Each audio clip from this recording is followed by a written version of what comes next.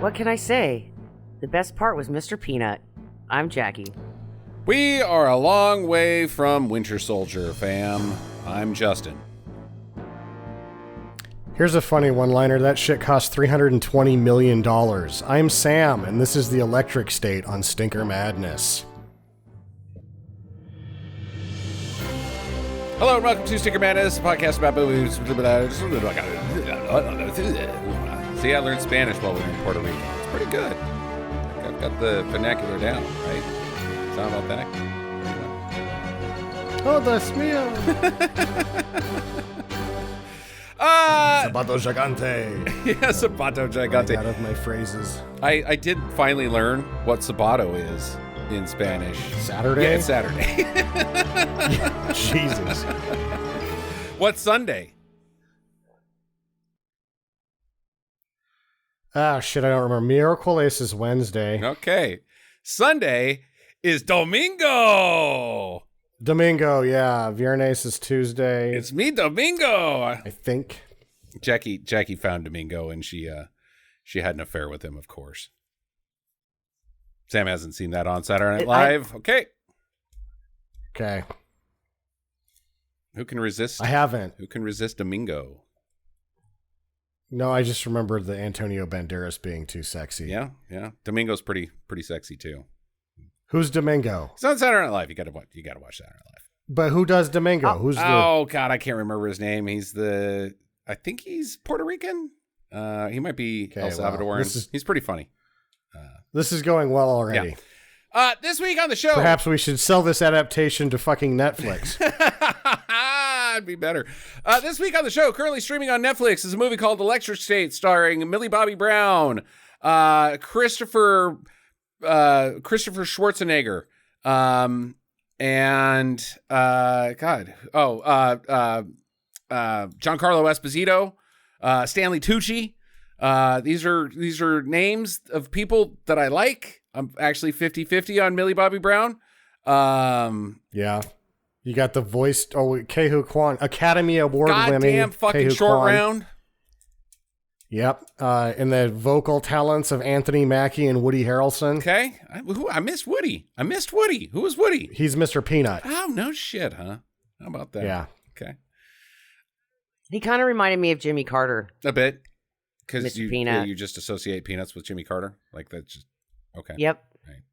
Well, that's not odd, actually. That is stereotyping. What kind of, would that be peanutism? Stereotyping peanut farmers? Are we there? Yeah. Is that where we're Peanut at? farmabilism?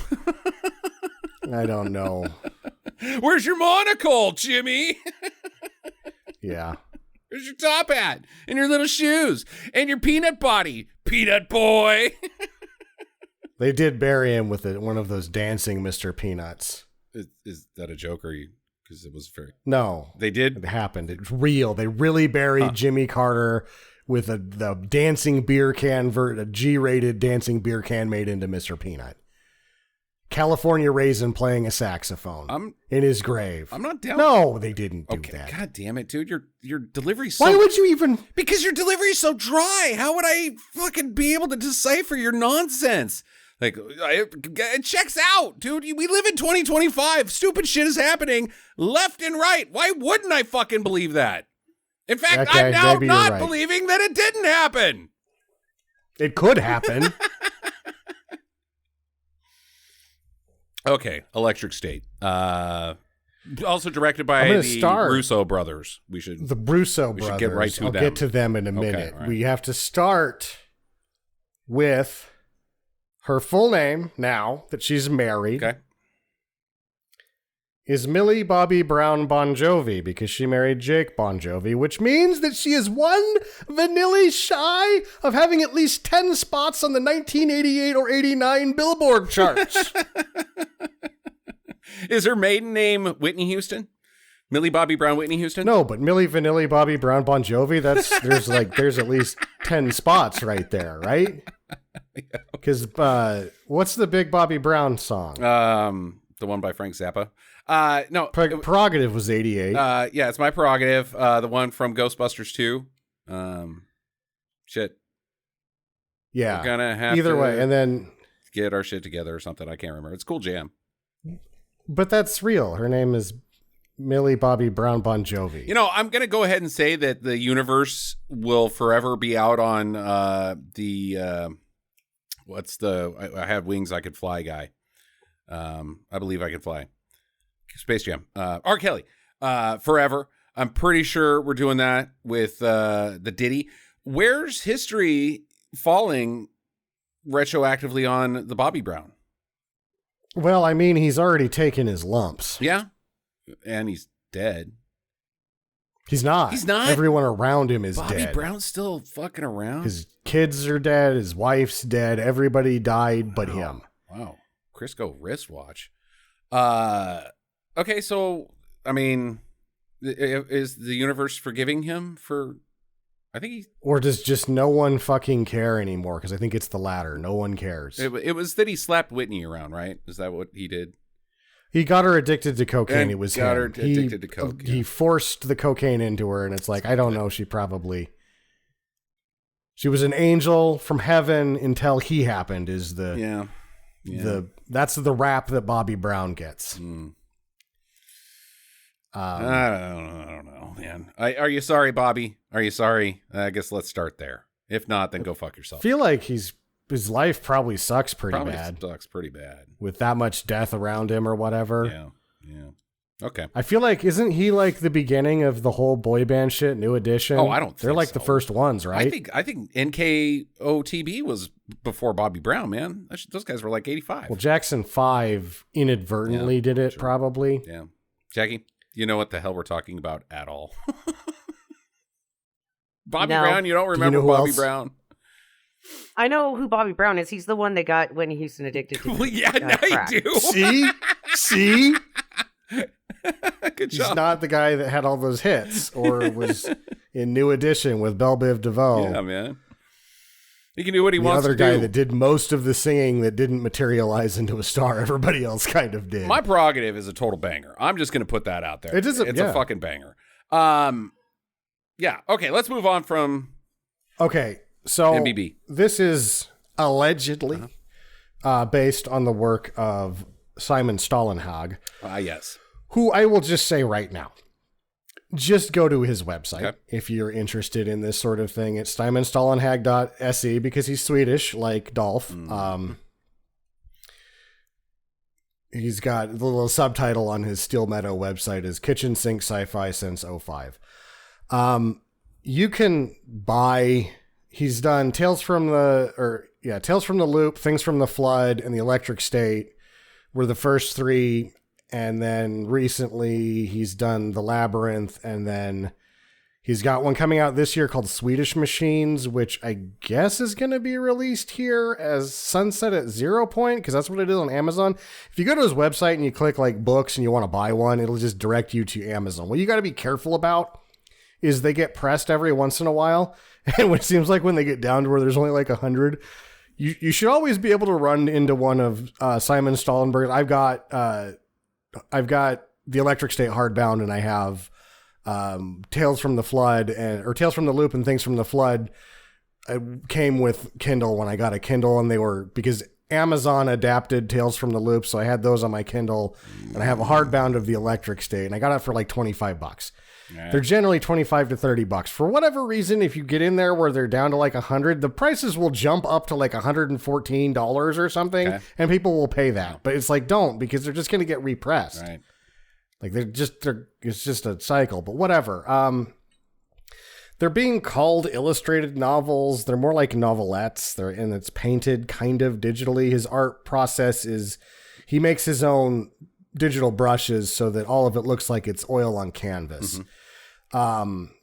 He's kind of built this whole retro futuristic alternate world, visually speaking, and tells some really good small stories inside of this visual world that he's created.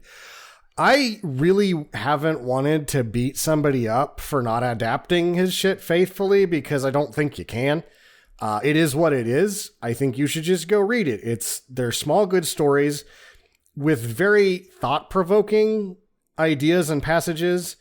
And especially in the electric state, there's about 3 points where he stops just shy of painting in red, draw your own conclusion on a 2x4 and smacking you with it. But there's a lot that he leaves intentionally open to interpretation, to the point where it's like, if somebody says, well, what does this mean? He would just stare and blink at them, because he's like, you obviously didn't fucking get it if you're asking me what it fucking meant. It means fucking think about this on your own fucking time. You straight up don't get it. The other reason that I don't like, let's beat somebody up for not adapting this faithfully. They're like 160 pages, and 2/3 of it is these images. So if you like savor every moment of one of his books, you'll be in it for like 3 hours, but you're going to be in and out of 2 hours, which is about the same time it takes to watch a movie. So just fucking go read Simon's book, right? Right. It's just, also, I found this funny because you can get the Kindle editions. I think that both, or at least Things from the Flood is still part of Kindle. I did notice a promotion for what is this thing called? The audiobook club? I don't know what you're talking Audible? Yeah, sure. Okay. Audible? Yeah, it's a thing. Audible, as part of its trial, you can get all of his work for free. Okay. You'll only miss 3/4 of it. And what you do get probably won't make any fucking sense. Okay. Yeah. I don't even know why you would. It's not going to work. Something that's so heavily visual would be advertised as being part of Audible. Not a good fit. Let me ask you this. No, it's not. Since you've read, or you've looked at The Electric State. There's reading. There's at least, that's why I called it, I said they call them illustrated novels. I'm calling it a painted novelette. I bet there's probably 40 pages, standard novel size pages that you actually read. So you've looked at and read. Good. What is the visual comparison to the, whatever you're going to call it, to the movie? Does it look the same? Are the robots the same? Does the design work similar? Or did they just go off the deep end as far as visuals? They took the robot boy directly from the page. The towers and the interface devices that they wear on their head. The stuff that is in here that's from isn't like kind of, it's straight up, this is how he painted it or drew it or created it digitally. It is straight up page to, there's plenty of straight up page to screen from The Electric State. What's puzzling to me is that when I saw how much it was costing, I was like, holy shit, they're going to try to do this. Because of the world that is created in the book, that I thought they were going to try to create some of that imagery, and they did not. Okay, well, here's my problem. I'm sure it's looks great. I'm sure it reads great, these fun little stories that you're talking about. My fucking problem is he didn't come up with this shit. This is fucking Fallout 4. All these robots were invented by Rob Coe. Every single goddamn one. The visuals, the themes, that they're, they've got advertising on them while they're doing these jobs. Like, it is a mirror image of Mr. Handy's and the fucking TV screen guys from Fallout New Vegas that have the tummy that protect, what's his name? Like, it's hand in hand identical. It is not an original concept. Fucking Todd Howard came up with this shit. No, I'm going to go ahead and say that both of those people are derivative of what's actually happening. And they've just taken it a hop, skip, and a jump further. But even in Europe, it's the sponsor. I mean, like, soccer teams have a company's name instead of I know, but the robots themselves all have this like almost Cold War-y feel to them. Like, they're innocent, but also, Madison Avenue style advertising.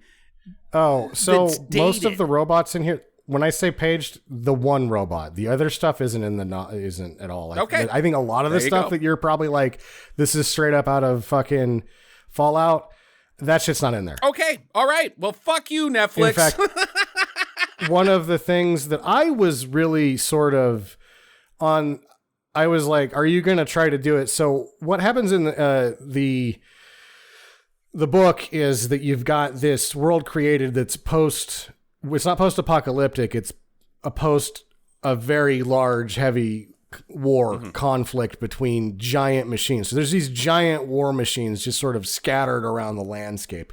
That you don't get in this at all. And that's where I'm like, it's a lot of money to spend, and you're kind of leaving some of the best artwork. The best artwork is completely left out, and the two neatest ideas in the book are completely left out. They kept the robot being occupied kind of by the consciousness of a boy, although it's done in a way in the way that he creates an alternate history in his little story world, his illustrated world that is completely different from Fallout. I think you would like it. Is that there's a turning point around nuclear technology and around a hadron collider in Sweden that causes different ripples. And in the electric state is the first time that he comes over to the U.S. And the U.S. had basically a giant war between these drones that are controlled by people, but one side wins, one side loses. All of the borders are redrawn. It's a little dystopian when you're looking at this sort of world that he creates. And there's a lot of it. Again, it's like, draw your own conclusion, make up your mind on your own. Just think about what it would be like. The thing that in the electric state, there's the movie, there's all this AI talk. There's no AI at all. In the book, it's like the second that humans interface with technology, all of a sudden it's symbiotic. Not like, let's make this device to do this.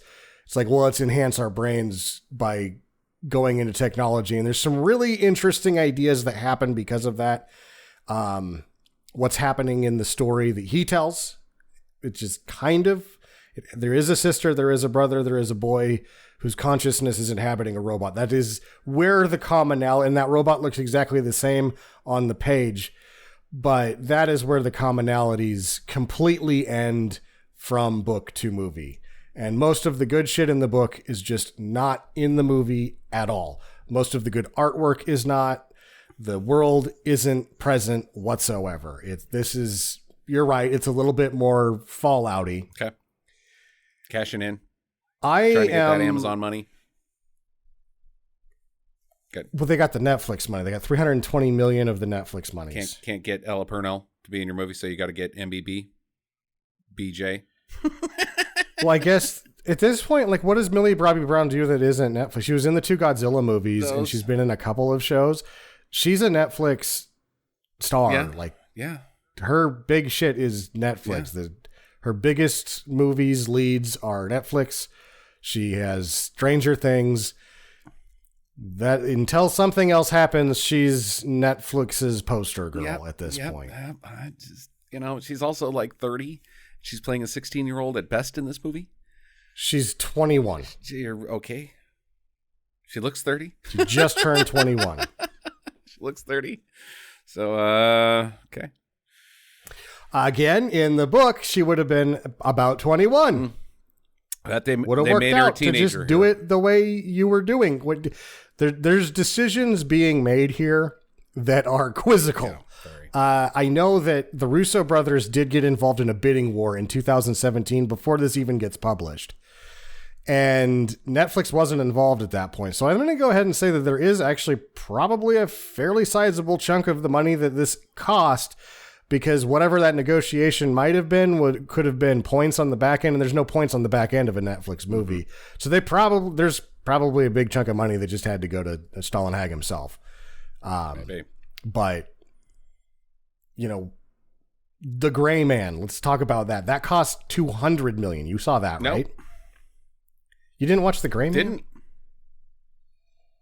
It's totally missable. I mean, your life's not going to be better for watching it. You will be puzzled as to why it cost $200 million. Yeah, I was like head scratchy on the $200 million for The Gray Man. For the $320 here, here's all I can guess.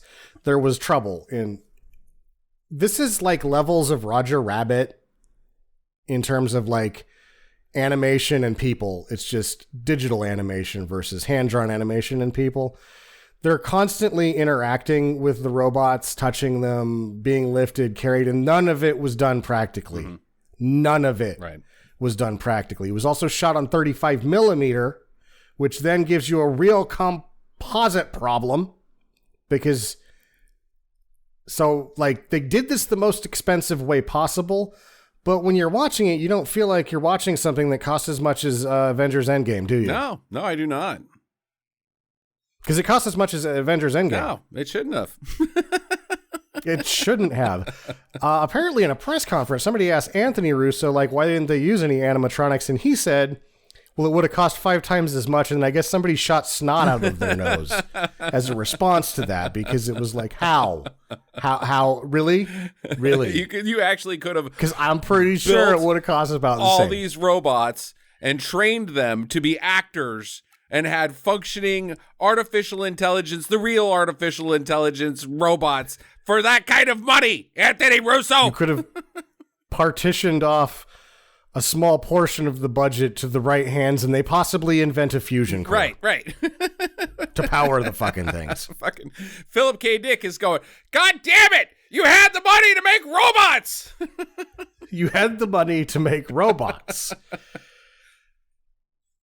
I don't understand it. I don't know how it... I mean, yeah, there's some problems going to happen with compositing, but 320 million is... They've spent 520 million of Netflix's money, and they've gotten this and the Gray Man. You want to talk shit about...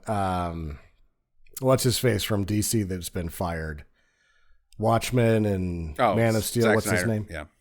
Zack Snyder. That move, those two that he they're like, well, we can give you 200 million for a movie. And he's like, for that, I'll give you 2. At least Zack Snyder gave him 2. Are they good? No. Right. They actually look like they cost more than this, though. Yeah, that's true. And I think that that's probably the problem, is that this is probably a Roger Rabbit level of hardness in terms of that seamless, it's so good you don't notice it, but at the same time there's no visual impact to it at all. It's just kind of a goofy little fucking...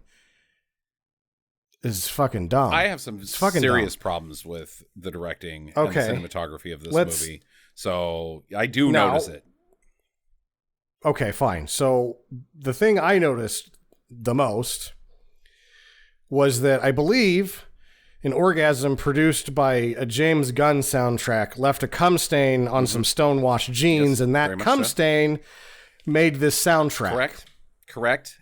And was not curated by anybody with the I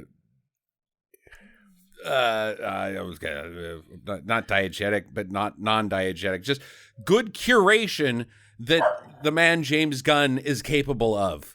That guy can sculpt a soundtrack like fucking Michelangelo plays with clay, whereas the Russo brothers are just like, yeah, I like this jam. It's hard. And most of them suck. I don't know. They don't. Most of these songs don't suck, but the way that it came off, it's like, this sucks. Yeah, like when fucking Pratt gets out of the fucking semi with Mother, and it's like, why is Mother playing right now? This is not appropriate. It doesn't it leaves feeling. It sucks feeling. It doesn't create feeling. Correct. It sucks. Yeah. What? I love Mother. I think that song is a badass jam. However, inappropriate right there. Yeah. No. All of it hit wrong. Even breaking the law. Hit wrong. It hits wrong. All wrong. It hits wrong. Jackie? Are you like these songs for the most part, I think? I didn't like the songs in this movie. Like the taco playing Cold November Rain after everybody had died. Yeah. Was really kind of like, what? It's tacky. That's what it is. It's tacky, and it's not the good tacky that I like. It's just, it's cheap. And it's shitty. Somebody liked these songs, so they put them in this movie, and that, or they were super drunk and they were just throwing shit at a dartboard. It's like a fucking. If I make this one, I get to name the taco song. It's like a playlist dartboard. It really is. Spin the fucking iPod dial, and hey, fucking breaking the law. That could go in. What? No. I think my favorite though was probably Marky Mark and the Funky Bunch. It didn't fit. It's the only one that almost works because he yells, "I don't want to die" to Marky Mark and the Funky Bunch. Why is there music playing at all? At all? Why? Because apparently the Scavengers don't like Marky Mark and the Funky That's the only Bunch. connection you can make is that they hate that song. Do they? But why does the Doctor like it? Because it just raises more questions. Yeah, no, the soundtrack is real bad. Real bad. Thank you, James Gunn, for everything that you do. You just keep going on being James Gunn. Yeah, to the point now that I'm like, I didn't think that the Russo brothers were going to run out of emotional currency for me, but I think they're out. Oh, yeah. And the only reason they had any to begin with is that they're the guys that did the pilot in the first handful of episodes of Arrested Development. Yeah.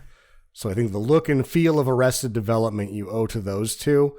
Not the writing, but the look and the feel of it. And so I'm like, okay, you guys can fuck around a bit. But now I'm like, okay, The Gray Man was, I couldn't even fucking tell you what happened in it a year after watching. So I'm pretty sure it sucks too. Okay. 500 million. Yeah. Yeah. I'm Avatar levels of shit. Yeah. I'm pretty much out on the Russo brothers. Like, I think, no, stop chucking money at these guys. Like, I'm not sure that they had a whole lot to do with the what makes Winter Soldier work. And yeah, I think there was a lot of fucking hands involved in Endgame and Infinity War. Like a lot of fucking hands. And usually that doesn't work. It did there. But I mean, maybe they're just really good at wrangling, like a lot of moving pieces, but not actually like being in charge of the pieces themselves. Maybe that's the problem. Well, I think that when you watch those Marvel movies, there's 20 different animation studios that are involved. Right. So the guy that's wrangling the cats is Kevin Feige. And the people that are directing the movie are responsible for the actors during shooting. That is it. Yeah. Yeah. Right. Whereas here, yeah. That is a large machine, and they are only responsible for a part of it. They were in charge of this whole machine, and it's a lumbering... Well, I mean, by cost, it's lumbering, but when you watch it, you're like, oh, this is whatever. Really crappy kind of Ready Player One. Yeah. It just costs 3 times as much as Ready Player One and isn't any good.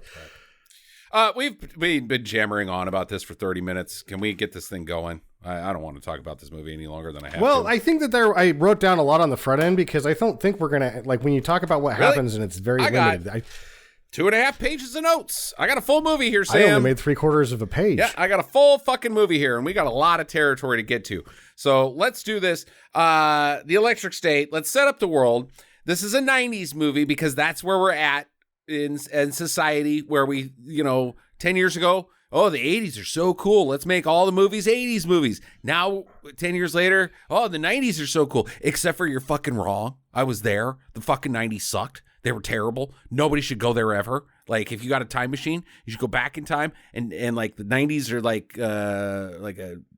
you get a ramp in your time machine. You're going through the wormhole, and you get a ramp, and you fucking hammer it, Selma, and you jump the 90s. So that you can land in 2004 and listen to Nickelback? I would rather live in 2004 than any year of the 90s, Sam. They sucked. At least the 2004 had something to talk about, The war, which also sucked. Pretty hard, but the 90s fucking blew, man. The 90s were I think Wayne's World hits it on the head. Turns out I was just really bored. It's fine that the 90s existed. It was a very peaceful time, and nothing bad really happened, but nothing good happened. And like, my problem is like the nostalgia now for it. Ooh, the 90s. Kurt Cobain fucking died. Like Tupac fucking died. Man, all that cool music. When there was like 3 years of good music, and then after that, it was just waiting around for fucking Radiohead to show up. You know? Radiohead had showed up. Creep is a one-off, man. It could have been a one-hit wonder with Creep. I'm talking about the late stuff. I'm talking about OK Computer and all that. That's OK Computer late and 90s. Kid A. Yeah, that was 2000s. Yeah, we're waiting for Radiohead to show up as far as tunes. And as far as movies, fuck them, because good thing there's a podcast called Sneaker Madness that can just do 90s movies all the time, but we're making fun of them because it stinks. Why have nostalgia for the 90s? What are those fucking big ass pants? Remember the big pants, like the skater pants that were so fucking huge? Like, you know, they weren't saggy. They were just really fucking big pants. You want to go to big pants? No. Yeah. Actually, that's the teenage fashion right now. No, that's the mom jeans are the teenage fashion. They're still doing that shit. They got the huge, big jeans. They're moving to the big wide leg jeans. Wide leg jeans. The 90s are back. It sucks. Oh, god damn. Yeah. What were those called? Like Zoopies or some shit like that? Or they were DK. Maybe they were DK baggy pants. DK. No, not baggy. I'm not talking about baggy pants. I'm talking about the pants that are huge. They're the huge pants. They're the appropriate crotchal area, but they're just big. Jackie's all right. They're wide leg. I think they're DKs. The fucking like. I don't remember who made them, but it's like they're just tree trunks instead of pants. Yes, exactly. God, you want to go back there? No, I don't. Ah, man. Okay. Don't ride a bicycle. It was just Don't fucking, yeah. Yeah, it was also a tripping hazard too. Right. Those people walk funny. It's not cool. Okay, so 1990, before the war. Actually, I don't even fucking care about 1990. We're skipping straight to the fucking war. I don't care about these people's history and their fucking backstory and all their fucking flashbacks and sentiment. You can cut all that shit and have a much tighter fucking movie. Well, you probably have a better one too, because I'm going to burn this question now. Mm-hmm. Because of the way this is set up versus the way... I think the cardinal sin would be to spend this much money and then not have the setup that the book did. So we had a war with vending machines. We had a war with vending machines, yeah. Pretty much. Because all of the robots are either marketing or vending machines. Correct. That is 100% the truth. We're losing a war to vending machines. Mm-hmm. So we had to make our own chappies that we controlled. Correct. And then we whipped their asses. We whipped their asses. Because I guess fucking that's tanks the backstory. Didn't work. There's no goddamn tanks in this movie. Why couldn't you use a tank? There is no reason why we couldn't defeat the vending machines. They're fucking cutesy little vending machines. There's a chair. A lady is a chair with scissors. We couldn't beat her. She's a chair. Nope. Everyone on Earth, and maybe they're right. Maybe everyone on Earth is Emilio Estevez in what the shit is that Stephen King movie that sucks so bad? Oh, Christine? Not Christine, the other one. We're gonna do it. The Green Goblin one. The Maximum one where Overdrive. everything, all the Maximum Overdrive, where everything comes to life and you can't fight a turkey cutter because you have to run into it. Exactly. Run into the toaster that's trying to kill you because it can't do anything. If you don't headbutt it, it can't punch you in the face. That's like the war with vending machines. But I mean, maybe that's why Earth is where it's at, because we're that dumb. Maybe. It's real bad. So old Slick Willie, he declares war on the robots. And it all gets messy, but then the humans are losing because of Sam's stuff. And then Stanley Tucci comes in, and he's like, well, fuck, I'll give you Meta like 10 years early and with these really dumb, uncomfortable helmets. You're not going to like that part very much. But yeah, slip into some VR, and then you can control your own robot. And you can kick ass. What do the robots do that we don't? They aren't you. I like it. I guess the idea of a drone, you're not going to get killed. And maybe that's why the humans got beat up, is because they were such pussies that they couldn't pick up their own gun and shoot. Because all the drones have, they got a gun. They don't have laser arms, or they're not like War Machine with the fucking little Gatling gun that comes up off your back, or Iron Man that's got fucking rockets all over the fucking place. They're just a machine, like a construction bot. They're just chappies. Then they have a gun. That's it. But there's not a gun hand. They have a gun, like fucking RoboCop. I guess you like take turns using them or something. Because that's the other thing. Like, well, they don't sleep. I'm like, well, you're running a drone. It's going to shut down when you do. Right. But they give everybody their own drone. So I guess you just don't get hurt as much. Yeah, that's it. That's it. I would also like to say that it also allows for those less physically fit people to be able to contribute to the war effort. Yeah. But the people that were physically fit could have just gotten like into a truck and like ran over the vending machines. Like, this is John Connor's wet dream. Yeah. He's like, you're my bitch. You're my bitch. You're my bitch. This is the war I've been begging for. All of you bitches. John Connor would just fucking shit all over this robot revolt. The theme song is dun dun dun dun. Nope. Yeah. And it's over. Fucking riding around on a motorcycle with his shotgun, just dusting them left and right, blasting Cotton Eye Joe. Yeah, right. That would have been an awesome movie. Oh my god, it's fucking dumb. We got dumb shit here. And so everybody gets a VR helmet. They're everywhere. They're ubiquitous. And there's a twofold effect that it causes them to win the war, but it also causes everybody to like become VR junkies.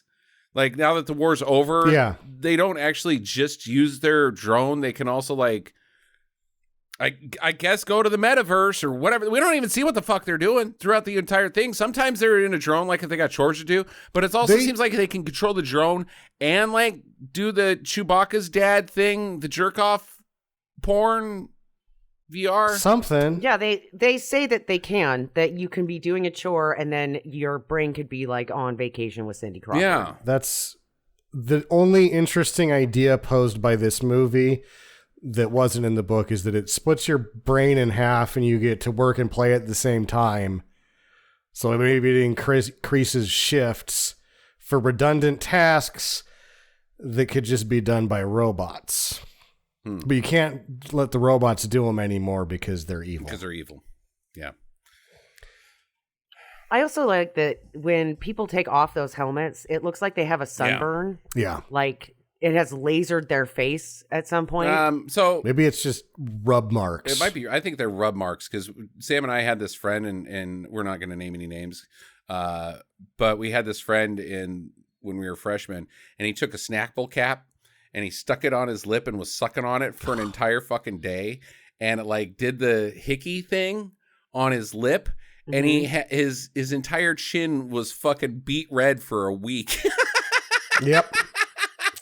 Worst hickey ever. It was a hickey. So it's probably just some of that action. Yeah, that's what it's like. Shook, and then you're just there for so long that it sucks all the blood to your face, and it's just.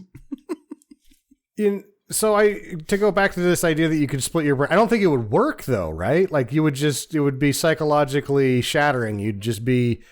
Your brain would just drip out of your nose and it wouldn't work that you could do both work and play. You'd just turn into a vegetable and probably be brain dead, right? Well, that's what would happen. You know what I say, Sam? Set your life up so that your work is your play. Do what you love.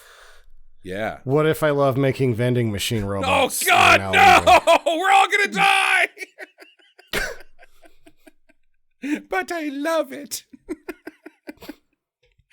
Okay, so I don't even care what her care. Oh, yeah, it's Veronica. Veronica, she's her family all died in a car crash with the deer, not with the robot war. And she's living under a VR dad rule. It's Jason Alexander. That was pretty disappointing too to see. Yeah, that cost money to get him involved, and then that happened. And she's in high school and hates the Neurocasters. That's what the VR helmets are called. She hates them. She's the only original spirit in the world, man. I'm not like you, conformist. I want to not, because I went on this whole thing like, let's not compare it to the source material, but the source material had a better explanation that she couldn't link up. Okay. she got a biological defect, and plenty of other people do as well. Makes more sense, just easier to do. Why come up with a new reason? God, they're so dumb. You're lame with your Neurocaster. The products you own end up owning you. Fight Club.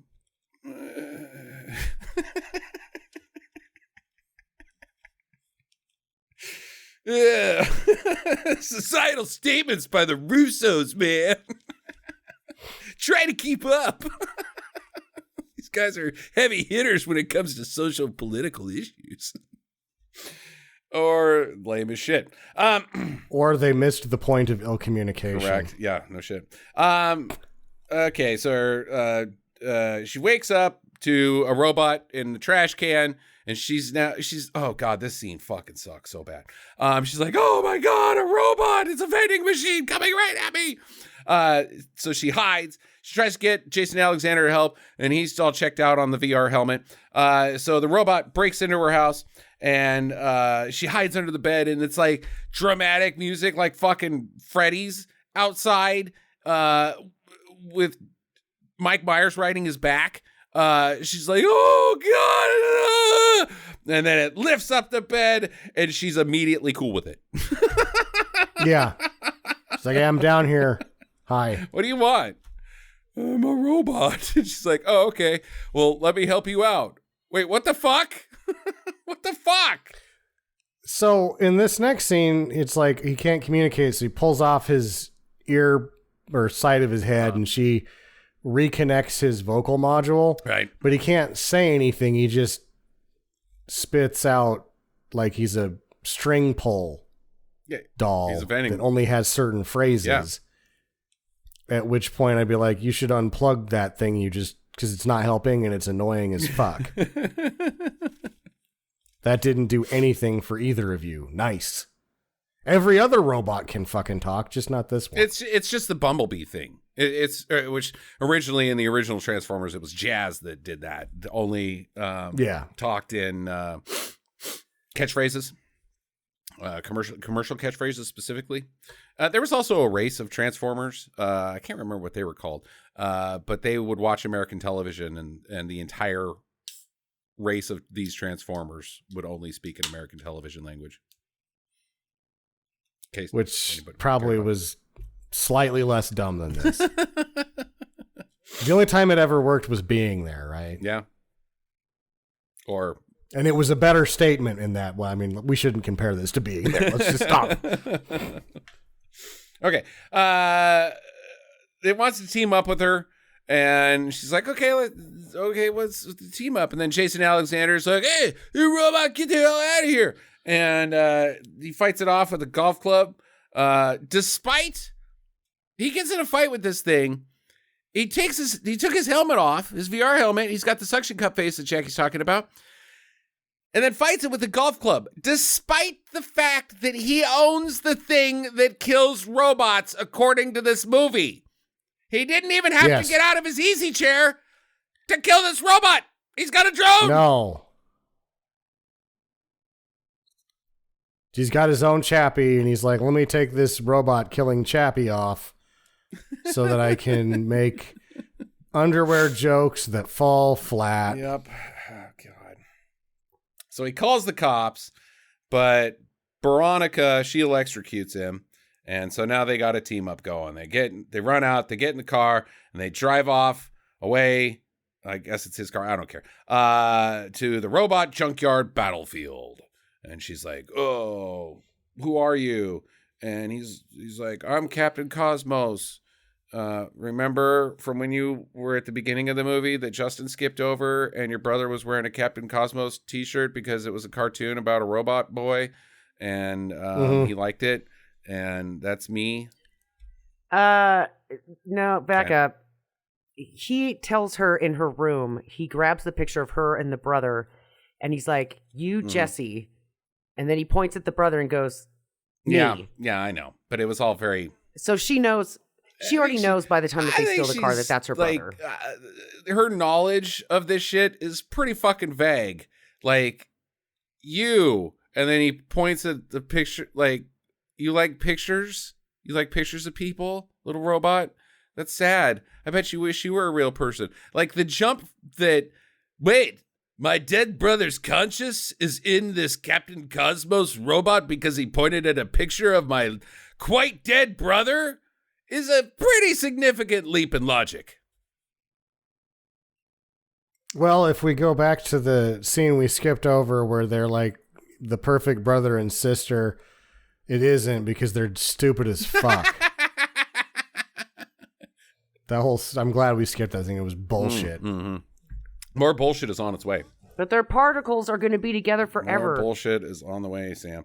Okay, so he's like, oh, I'm sad because I'm your dead brother. And she's like, oh, that makes so much sense to me. And Jackie never questions the sense that it makes. And so he does the shoulder, face, Amy thing. And she translates that into, wait, you want to destroy Center, the corporation that Stanley Tucci built that saved us all from robot vending machine destruction? I'm in. Let's do it. Let's go find Dr. Glasses. Because I can't even remember how it gets exposed, but Robot Boy's like, Glasses, doctor.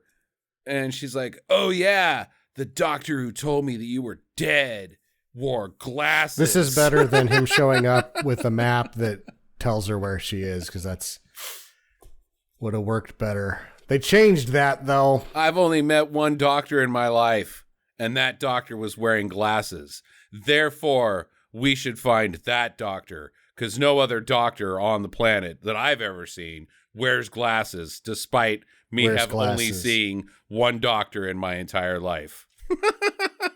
There's also like a really good chance that it wouldn't have been the same doctor, right? Like he lucks out here. Yeah. That it's the same doctor that treated her, because he's like an ER doctor that the corporation's like, hey, ER doctor, you're actually the perfect guy to create a man-machine interface also. Correct.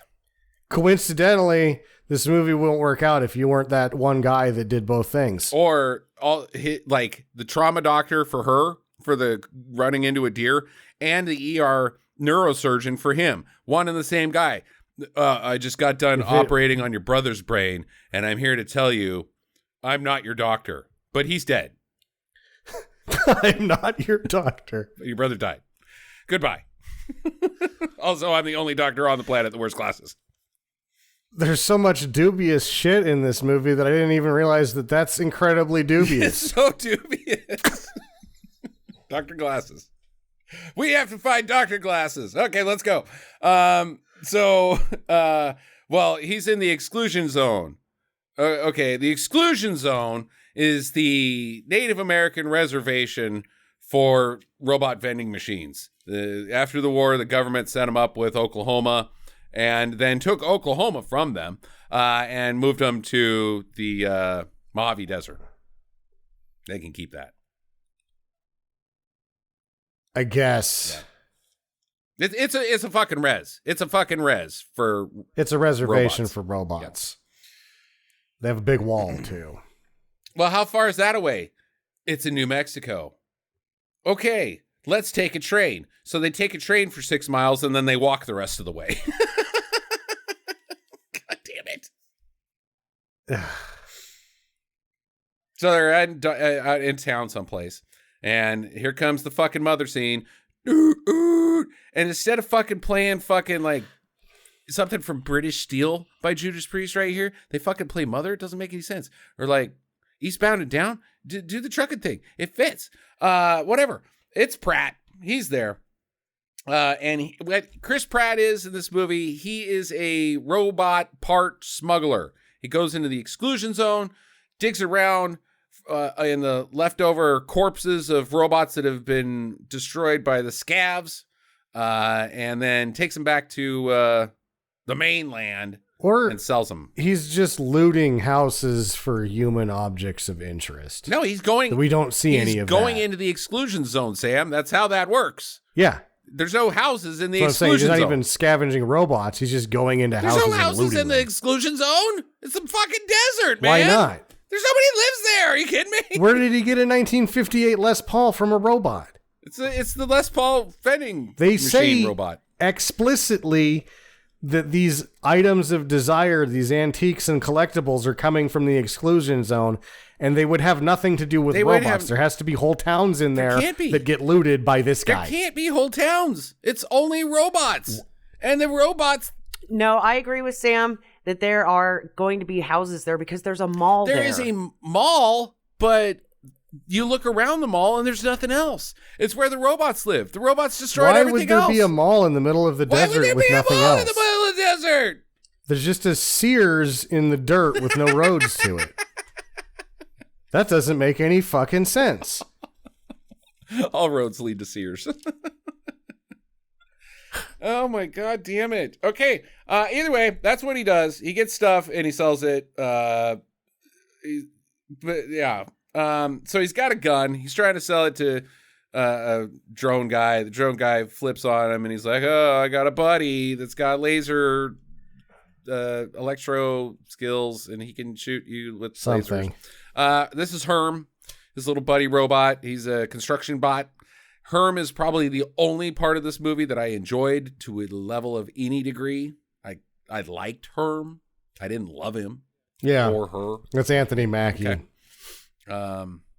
That's it. That's the whole thing I enjoyed about the movie. If I even enjoyed it, I just didn't hate it.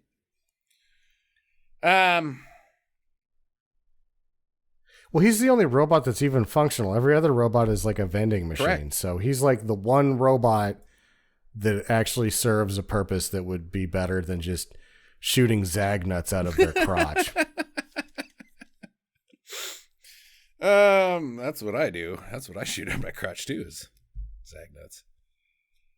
She said. I'm trying hard. She said that. She's like, oh, stop it with the zag nuts.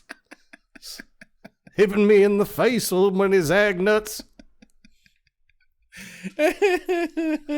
Okay, so MEB and Captain Cosmo's brother boy, they stow away in the back of the truck. Meanwhile, Giancarlo Esposito is the butcher of Schenectady. I can never say it. He's a guy in a drone, and he's a badass. And he is a robot bounty hunter. If they come out of the exclusion zone, he's going to find them, and he's going to fucking kill them.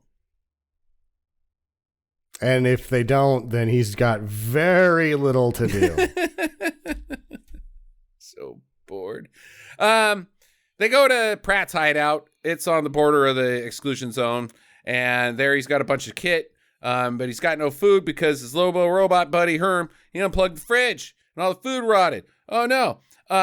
Cosmos, he sets off the big mouth Billy Bass that's nearby. And it starts playing. So this business venture that they're on is only so profitable because they can't afford an extra extension cord. Correct. Okay. But it seems like they're making a shit ton of money off this stuff. His big rig is pretty fucking nice. I'm pretty sure there's a fridge in it. Like, how long you been gone? He should be able to afford a real fridge and not even a mini fridge. That's what I'm saying. That plugs into the wall, bro. Why don't you go hang out in one of these houses out in the exclusion zone that Sam's talking about? They're probably pretty decent. We can't go in there. It's full of scrapper robots. He's going in there to get the stuff. They're only dangerous sometimes, I guess. He's driving a fucking big rig like, oh, I'm super sneaky. They don't see me. It's dumb. Okay, so Big Mouth Billy Bass gets set off, and then he's like, huh? And they can't do anything like, oh, I'm not going to kill those people because the elevator's rising. Who's coming down? It's Giancarlo Esposito. He's part of a group called the Robot something Task Force. Something like that. You. And he's like, you're all under arrest for roboting. And then a laser fight ensues. Because they got lasers. He's got a fucking electric BFG. Yeah, he does. The thing blows the fuck out of everything with electricity, which doesn't make any sense. Nope. But they eventually chase around, and they get him in a giant grabber, like a crane arm hand thing, and they escape after they. And he's run him like, over. this Chappie is basically indestructible. Mm-hmm. Pretty much. Like it should have been smashed to pieces. Like when they made these, they're like, well, I'm glad that we didn't use the indestructible parts on those vending machines that we're fighting. Yeah, but if you had, my peanut roll wouldn't have got stuck every time. Yeah. Also what she said. Zabowie, 500 grand. Okay. So they run him over with a backhoe. The tunnel collapses on top of him. Now they're trapped in the exclusion zone, and he's dead, right? Doesn't make any fucking sense, because 10 minutes later, he has a conversation with Stanley Tucci, and Stanley Tucci's like, I think you should get those guys. And he's like, team up? He's like, yeah. And so then he just like puts his helmet back on, and his robot comes back to life. Like it wasn't injured or anything. He just gave up under the dirt. He just like, he doesn't struggle to get out of the dirt when he puts the helmet back on. The drone just keeps doing its thing. I was like, oh, so he's getting a new upgraded model. And they're like, no, he's just going to crawl out of the dirt now. Why didn't he fucking do that to begin with? Why didn't he do that when they were standing right fucking there? God damn it. Yeah, he's like, oh, don't you realize I've programmed all of my chappies with super secret on mode? Because that's what that is, I guess. Oh, yeah. So Herm, he gets an exosuit and carries them over to this place where the dock is supposed to be, 350 miles away, just so you know, because time is irrelevant in this movie. He's moving at the pace of maybe 20 miles an hour. Give him the benefit of the doubt. He's in an exosuit that's huge. Say 20. It's still like 3 days later. He's going 5. Yeah, it looks like he's going 5. But let's just fucking be friendly and say 20. Still 3 days later. It's stupid. Yeah. God damn it. Okay. What else? Stanley Tucci, he's having a meeting with his VR mom, and it starts bugging out because the data transfer rate is complete dog shit. That's what he said. I got it in quotes. Because Christopher escaped. Because in order for his neural network to run, he needs the consciousness of Christopher in his Fallout 4 cryopod. Yes. Where his body is, but his consciousness has leaked out through a open firewall gap and into the Captain Cosmos body. But then later, when it happens again, you can't use the neural network at all. There's like sort of able to use it right now, but not very well. Well, you see, network infrastructure would be a boy's brain doing math, not adding more cables. Okay. Or servers. Right. But why does it still kind of work now, even though he's not in it? And later when he's not in it, like the drones just fall over dead. I don't understand why. This data it transfer doesn't make rate any is dog sense. shit. You shouldn't have data transfer rate at all by the own rules of your goddamn movie. He's not in there. Fuck you. Okay, the group, they find a robot town. It's a mall, and they get captured, and they're taken inside, and they meet a bunch more vending machines, and then they're taken before Mr. Peanut. President Mr. Peanut, who signed the accords to end the war. He surrendered so that his people could live instead of being mowed down by other human-controlled robots. And they've created a new safe haven in the mall that was in nowhere, that doesn't exist, but does. Why isn't the mall a robot?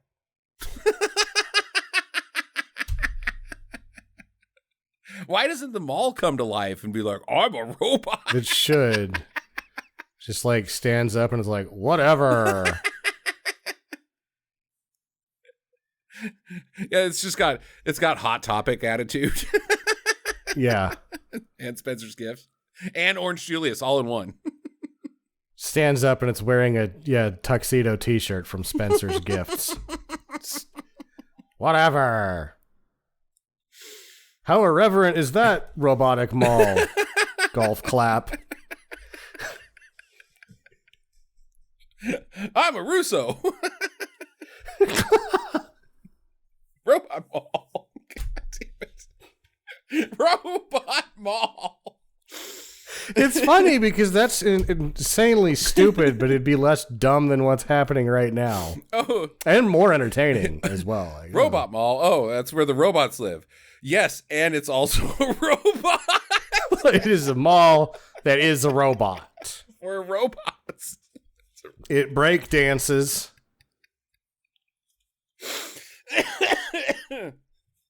Ah, damn it.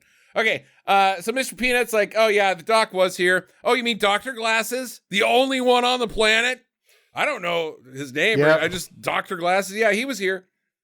He came into the robot mall, and we kicked him out. We sent him out to die in the desert.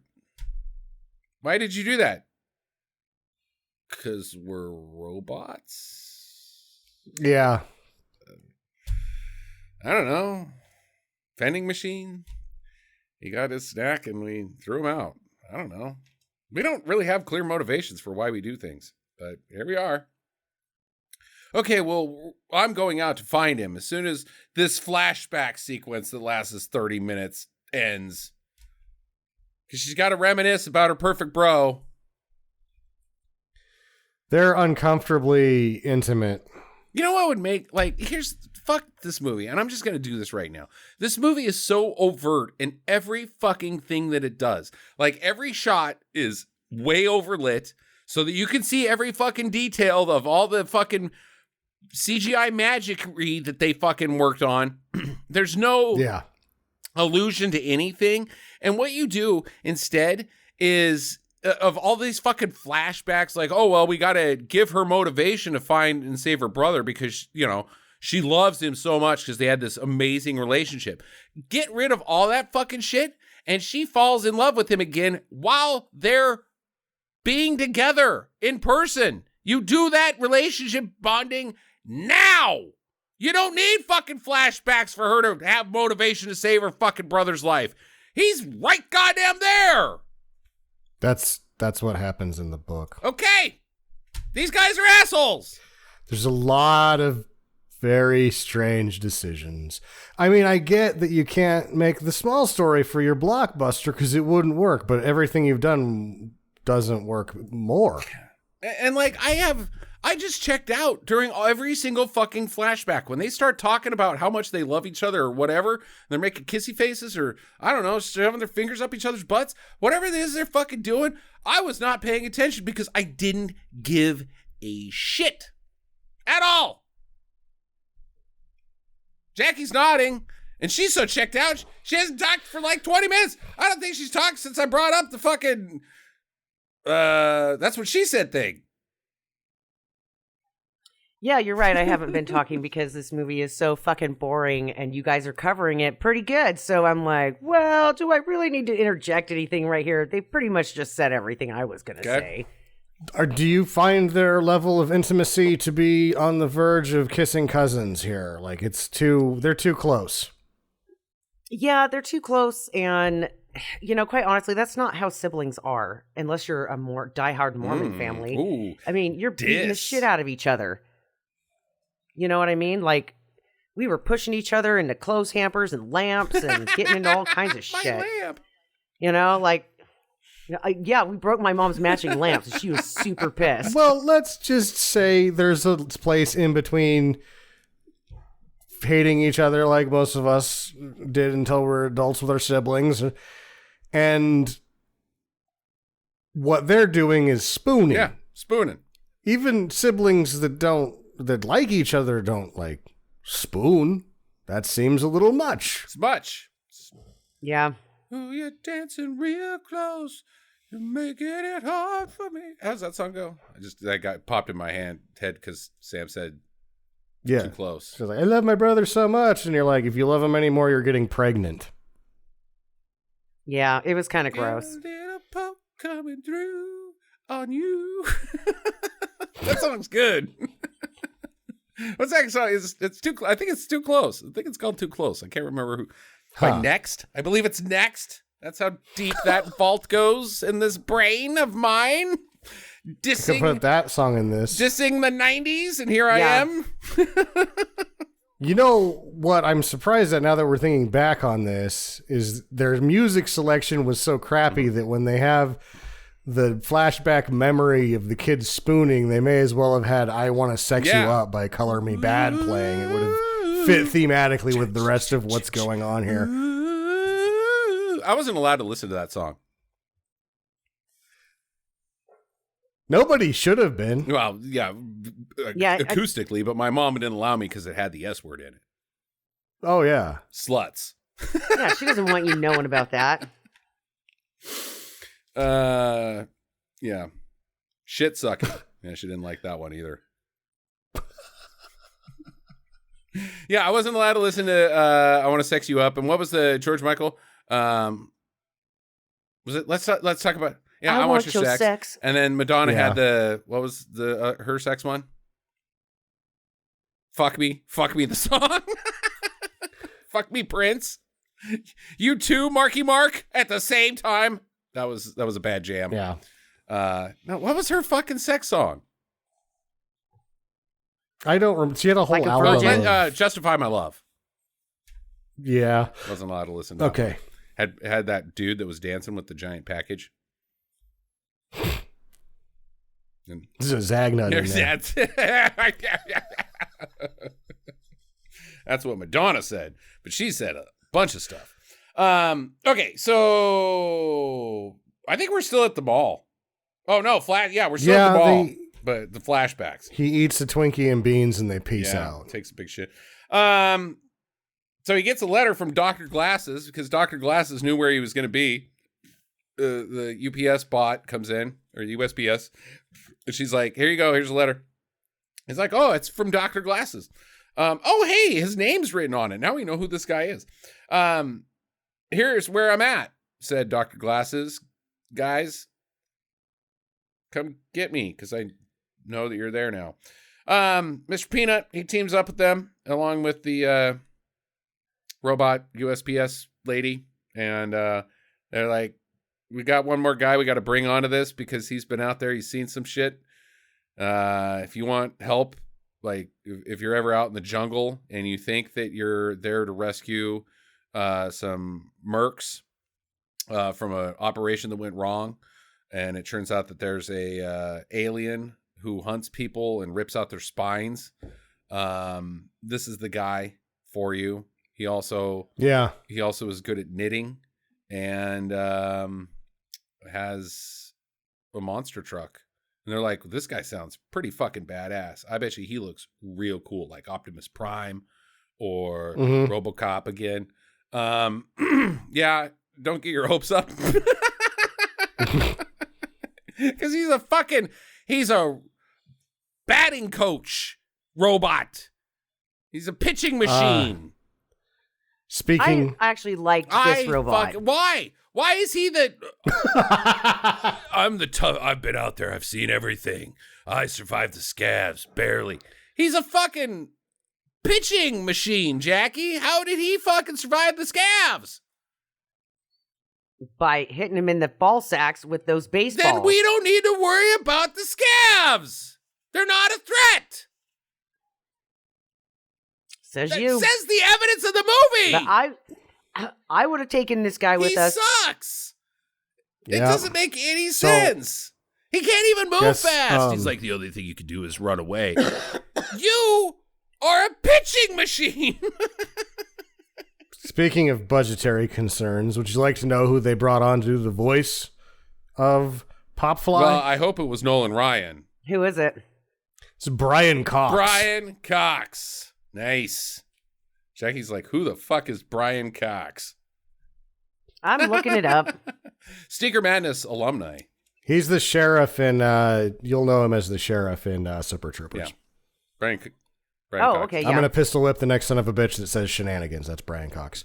He's also, by some accounts, the better of the two Hannibal Lecters. Some would say. Some would say. All right. Now, Cloudies. Hey, Hannibal Lecter. He'll have you for dinner. Am I right? High fives. Does he have Twinkies and beans? Should I be president? Because, guys, is this thing on? Hannibal Lecter? The guy's fucking president now.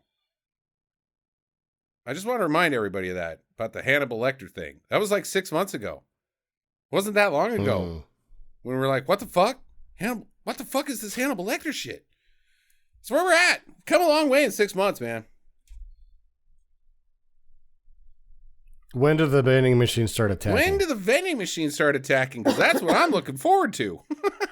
Yeah. How many oven mitts do I have to wear to not being able to defend myself against the attacking vending machines? Jackie's like, oh, let's get the baseball bot to fucking help me out. I'm like, dude, I'll just kick the baseball bot over. It's worthless. It is not an attack bot. It doesn't have a monster truck. It can't fight off predators.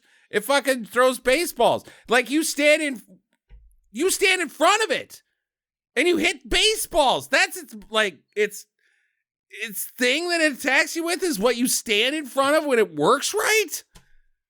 It can bonk you if you get too close. So a batting helmet and you take this thing down. If you're wearing oven mitts and you're playing by the potato sack race rules, this would be extremely menacing. If you're transporting yourself around the vending machine apocalypse by hopping in a potato sack, which is harder if you're wearing oven mitts to hold the potato sack, then all of a sudden these things are going to be very menacing. Right. Oh my God, if only I had a batting helmet, sorry. Okay, so they take the peanut mobile, because that still runs, I guess, for some reason. And I don't think there actually ever was a peanut mobile. No, I guess they couldn't afford, somehow, Wienermobile? ran out of money to get the Oscar Mayer Wienermobile. Yeah. Okay. And they get to this place where Dr. Glasses lives, and there's scavs all over, and pitching machine bot is worthless against them because, duh. The door's locked, and then Funky Bunch plays, and the scavs are like, bright lights and Funky Bunch, let's get out of here. Also, why don't we live at Robot Mall? Why do we eat robots? What's our motivation? Eat robots? Why? Yeah. Seems like we could live at Robot Mall. Could be able to do that. It's a safe haven. Can't stop eating these robots, though. You don't really eat them, just like grab a part of them and stick it on yourself. Aha! Your leg is now on the side of my head, fucker. I'm better somehow. Okay, so Dr. Data, he lets him in and gives us another 30 minutes of exposition about Christopher being the fucking whole thing that saved the fucking human race from the robots and the drones. He controls them with his brain. And, oh yeah, I lied to you about him being dead. I stole his body and plugged him into a cryopod from Fallout 4 and then gave him to Stanley Tucci. Said, plug him in. And I'm leaving some gaps in the narrative. Sure. Like how we got from point A to point B. But either way, yeah, it's me. I'm Dr. Glasses. Okay, thanks, Dr. Glasses. Where can we find Christopher? Oh, he's at where Center's like headquartered at. Well, duh. We should have just gone there. Why did we come? Yeah. Why did we come to the exclusion zone? I guess he didn't know where he was. Of course he's at the fucking corporate headquarters of the company where he's plugged into. The fucking little robot boy would know that. I'm in a fucking cryo tube at the HQ. I'm plugged into their net. He's the central computer, I am the allegedly. He central would know computer. everything. I can't be out someplace else. I'm fucking there. That's the only place I could be. Why did we go to the exclusion zone and try to find Dr. Glasses? He doesn't need to be here. Well, if they didn't do this, then they wouldn't get Dr. Glasses' anti-chappy gun that Chris Pratt gets. Yeah. God damn it. Okay. Skip. Oh, the butcher. He shows up. Butcher of Schenectady. He shows up there somehow. He's been walking this whole Yeah, time. How's he know that go there? I think he beat it out of the other robots. No, because the other robots die via a center bombardment. They drop off drones, and the drones kill all those. They kill the robot mall. He just fucking lucked out. He just shows up. It's stupid. Mr. Peanut fights him. But what's dumber than that is that there's just a drone there that Stanley Tucci can activate and be involved with for a second and then deactivate. True. It doesn't fall from the sky. No. It just like walks out of a crate. Like, I've had this here waiting the whole time for a murder. Now, if you'll excuse me, I have a wine club to host. I'm Stanley Tucci. You know, the Tooch is a cook. He's got a whole online cooking series. Virtually half of the good wine advice I've had in my life has come from Stanley Tucci's wine show. Okay, so all right. Does not surprise me. Yeah, I'm down with making some. He's a cultured man, Stanley Tucci. I think I'm going to... He's too good for this. Try to get some Tooch book. Tucci cooks. Try his pot roast. Don't pass the Tucci on the left-hand side. Leave him be. Mr. Peanut fights the butcher, and the rest all bail. But more drones show up, and they come in, they fight them. And then Data's like, dude, you can't fight these guys. They're cool. And Butcher's like, well, I'm not going to kill a human, so you're in my way of killing them. Damn you and your human body. I can't shoot you. And then Tucci Bot is like, but I can. And so he shoots Data and kills him. And then Butcher's like, hey, bro, not cool. Bye. See you later, Ken Hui Kwan. Yeah, he's dead. I hope you didn't have any answers on how to make the network work without having a human boy plugged into it that you probably did. Bye. Okay. The Cosmo bot that the kid is in, it's grabbed too, and they all fly off. So they go back to the mall. It's destroyed. So, okay, then. It's not just being... We have this remote network that the boy creates, that the boy controls. Right. It's remote, so that you can link in, but they have to take his robot, because he can't just link in and out of that. Maybe they didn't have maybe his consciousness would have to go in like a Ghostbusters trap to carry over to headquarters and then plug back into his body, but they didn't have any Ghostbusters traps. So they're like, well, got to take the ghost whole thing. Then we'll toss his consciousness. Or they're like, back at the lab. Go back into your own body. And he's like, no. Okay, we're going to bring this robot to your own body, and then you'll have very little choice. Or you can just stand next to yourself forever. That's up to you. Me. It's me. Okay, the mall's destroyed. Robot Mall didn't make it. At Tucci HQ, they put Cosmo on Chris's, I don't even know what my handwriting says. Connector. Yeah, they connect them up together. And the butcher isn't happy with Tucci. He's like, this is bullshit. That's a real kid. You didn't say anything about real children. I just like killing robots. Wait, if I'm killing robots, that means they're alive. Oh, no. I'm bad. So, is this now...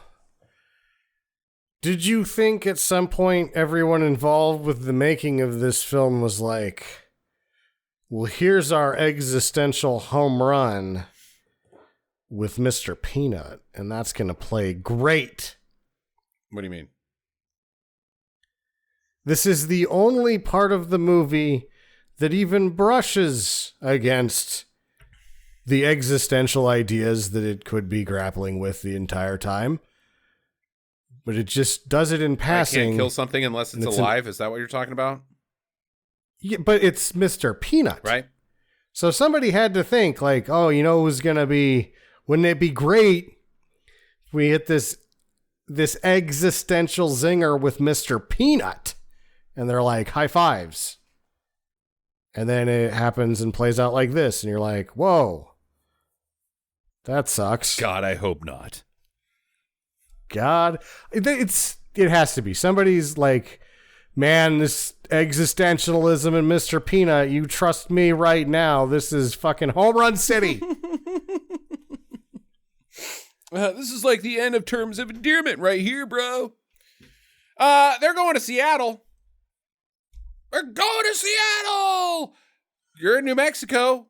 How are you going to get there? Time travel, because that's how this fucking movie works. We're walking. We're walking to Seattle. We're walking. Okay, well, see you in 2 fucking weeks. Movie over. The stamp machine, the post office stamp vending machine, she can do like 1.5 miles an hour. Yeah. I'm pretty sure your brother's dead or plugged back in the machine by the time you get there, like a lot.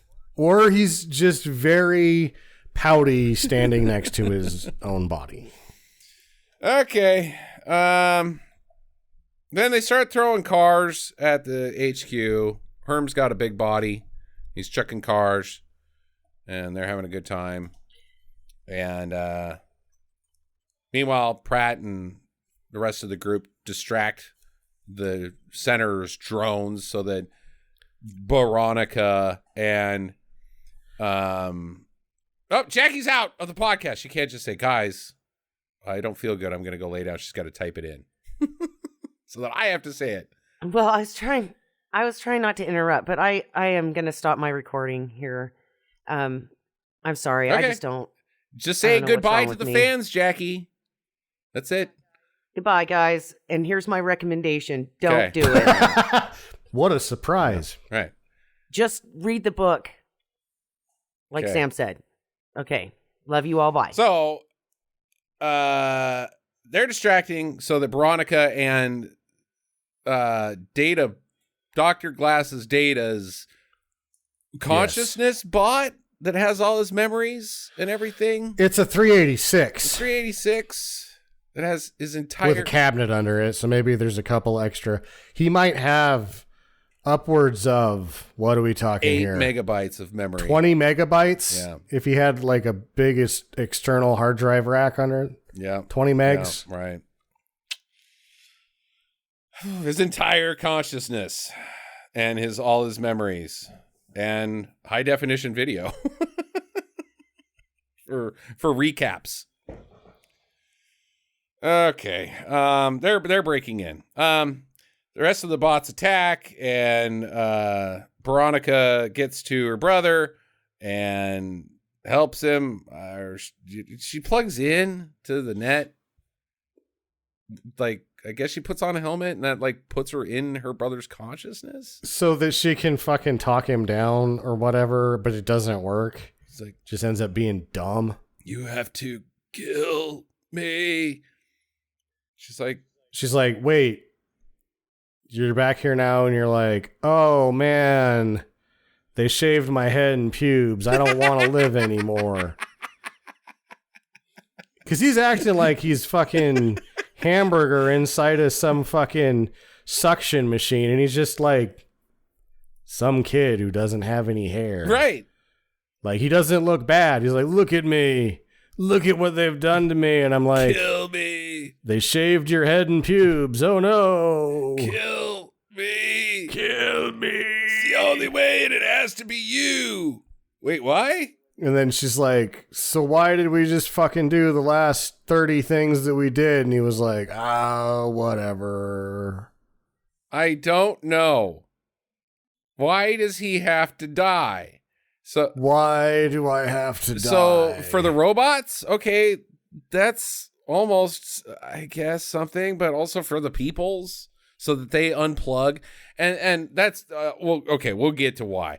But because that's at the fucking end, and fucking kiss my ass. Look at all the people. They're all the same color.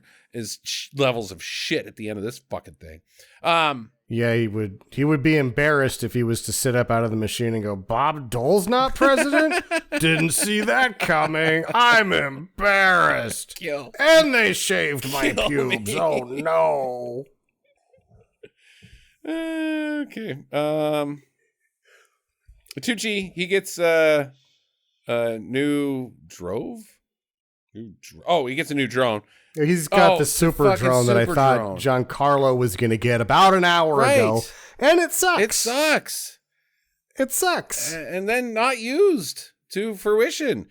So like Butcher's just standing like over there, and Mr. Peanut's like, oh, hey, where are we at? Are we cool? And the Butcher's like, yeah, we're cool. Because of the life thing that you have, I can't kill you unless you're alive. Sure. So here, go fight the drones and win. I'm gonna sit down. Wait, you're just gonna sit down? Tells Mr. Peanut the secret, though. You know that guy? He's in that building. Oh up yeah, there. he's up in that building. No shit. No fucking duh. No fucking shit. Tooch. But I guess he eliminates what floor he's on. Like, hey, thanks for the hot tip, fucko. Save me about 6 minutes, you shitbag. I was just going to go in and push executive level on the fucking... There's like a directory at the front of the office of where everybody's offices is. That's how office buildings work, you stupid fucking asshole. Also, why aren't you picking up your gun and dusting drones to save robots and complete your redemption cycle? You're just sitting down. Oh, you took your helmet off. Oh yeah. You're not even, I'm talking to metal now. Yep. Maybe he had to poop. Can't poop with it on. That's impolite. Nobody'd ever know. Having an existential, like, oh yeah, that seems like that existential thing I just hit you with pretty hard. He's like, no, I'm just pooping. Yeah, right, dude. Oh. People take shits and talk on the phone all the fucking time. He can shit and have his VR helmet on. Shit and do battle. Hold on. You see him his arm starts moving around because he's spraying the fucking poop spray everywhere.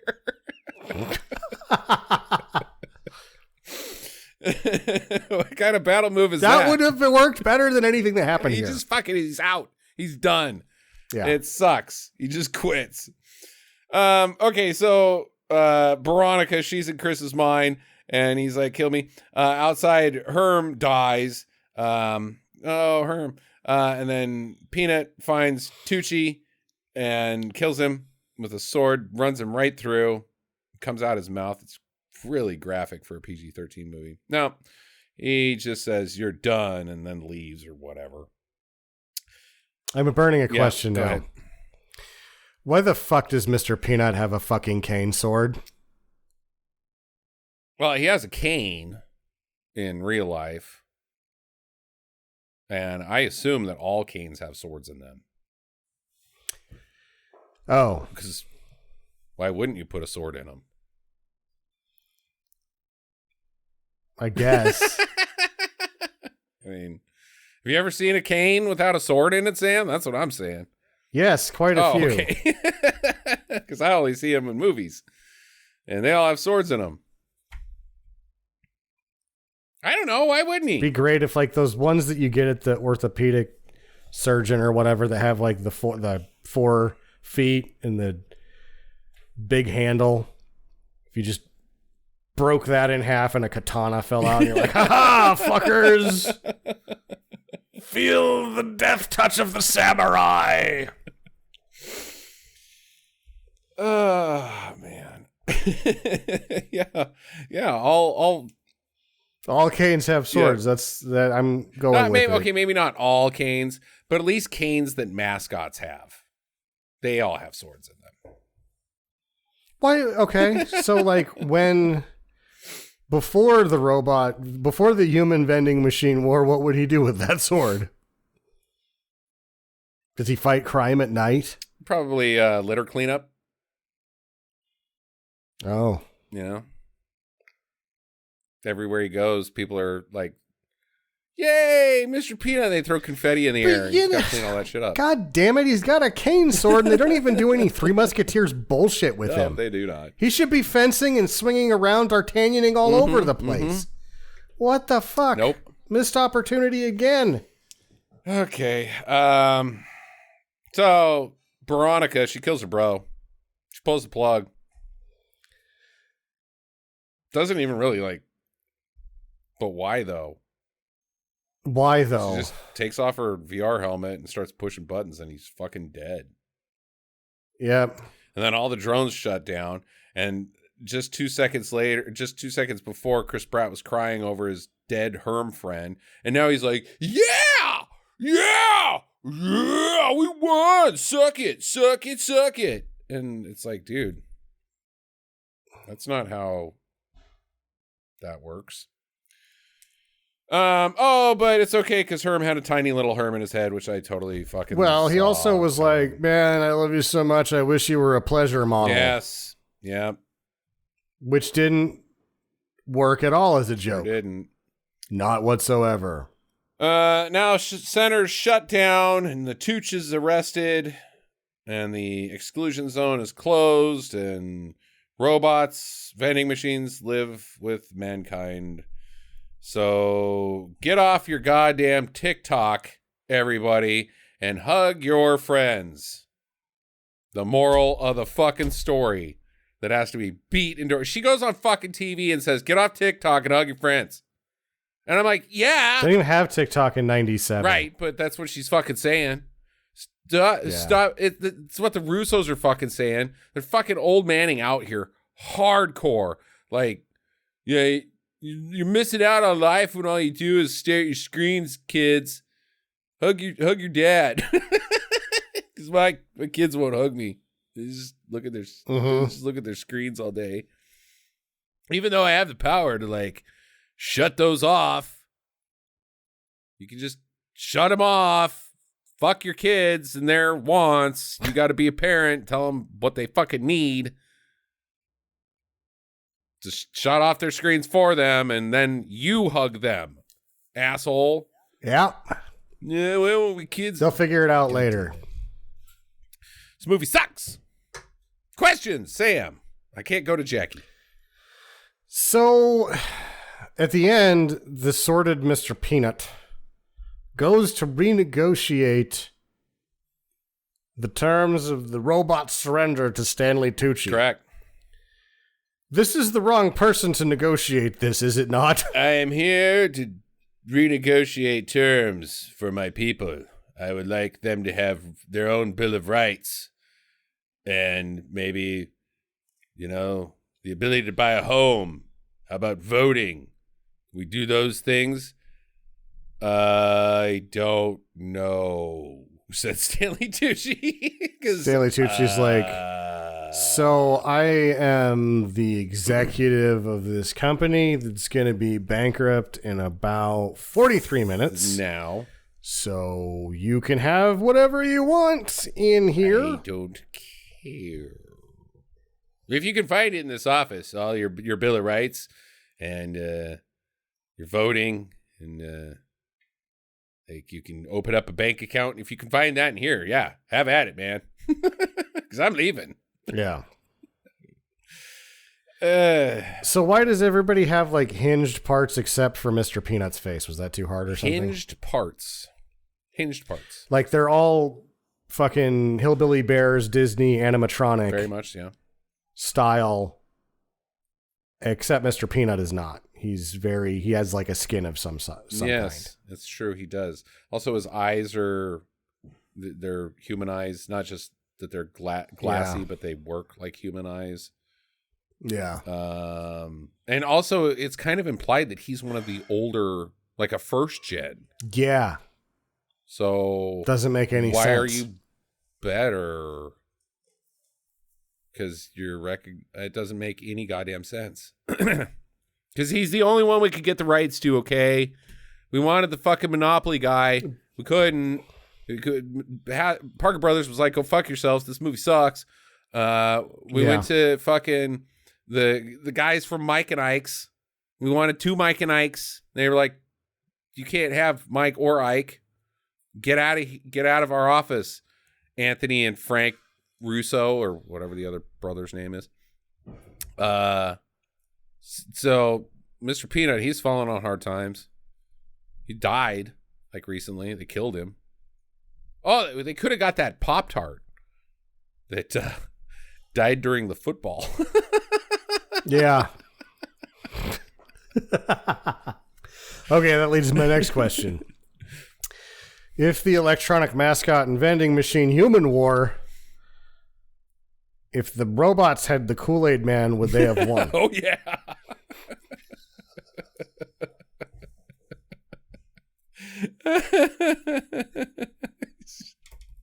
After the very first wall he busts through is that fucking gun store that Commando gets into and gets all the fucking guns and then busts back out. Now that's a fucking threat to be worried about, not a baseball thrower. Voiced by Sir Brian Cox. Oh, man. Yeah, Kool-Aid Man. That would have been a good one. Like, where did the fucking money go? Because I don't know. I just everybody charged 3 times what they're going right now. So that's the only way. How is it that they have this opportunity to do all these mascots? They do not. They do Mr. Peanut. He is the only mascot that they had to pay cash for. The rest they created on their own. There's no fucking Jolly Green Giant. There's no fucking Hello Kitty. There's no Toucan Sam or fucking any of them. None of them. There's just Mr. Peanut. So they didn't have to pay license fees to anybody. How the fuck did Spielberg get that fucking shit done? I don't know. It doesn't make fucking sense. But this shit makes even less sense how they didn't get it done. They didn't get it done. They had a blank check to make awesome, and they just had tepid crap. It's crazy. It's not even it's shitty, but it's not even horrible. Yeah, it's inept at even being crappy. Yeah. I mean, this is one of the dumbest plot holy movies we've ever done, and I just don't fucking care. I can't be bothered. Did your son like it? Yes. He said this movie's great. Okay. So that's going to be my final question, is because this is obviously for 12-year-olds, which is who you're not supposed to make movies for, especially not $320 million movies, right? Yes. Is this, because it's obviously not as good as Ready Player One, there is just a light year in a different direction. Is this better than the worst Transformer movie, which is also made for 12-year-olds? Yes. 100%. This is better than the worst Transformers movie. This is better than the best Transformers movie. Is it? Dude. Those movies suck. This is really bad, It's though. really bad, but those movies suck. They're aborts. They are aborts, Sam. So turn then them off. It's not really an F for Netflix. It's just a D-. Oh, it's a solid D- for sure. This movie's dumb. It's super crap, and they shouldn't have spent a fucking cent on it because nobody likes it. But Transformers dumb? Fuck no, man. Those movies are bad. Real bad. Okay. D- it yeah, is. Yeah. How much slow motion was in this movie? None. Yeah, exactly. That makes it better than fucking any Transformers, dude. They at least didn't fuck that up. So, phew. Yeah. No, they did a real bad job on this. The lighting's terrible. The music's terrible. It's every single mistake a director and a writer can make in a film. And the fucking, the other thing that I was thinking about through the entire thing, you know what this movie felt like? It felt like something, and I couldn't figure it out until I said it. Shoulder, shoulder, face, face, Amy. This feels like Congo. It does. It feels like Congo because it's long. It runs fast. It's got legs. You get through it in no time at all. At least there's that. Like it doesn't seem like you're sweating through this awful thing, but it's every bit as stupid too. Yeah, and it just tonally and like the if there was a template for a movie, it would be the Congo template, and they just like started with the Congo template, like visually, like the lighting, the color palette, everything about it is just was like, this feels like Congo. Now Congo's a do. Yeah, this I'm gonna give a don't. Yeah, it's a cash grab, and they failed.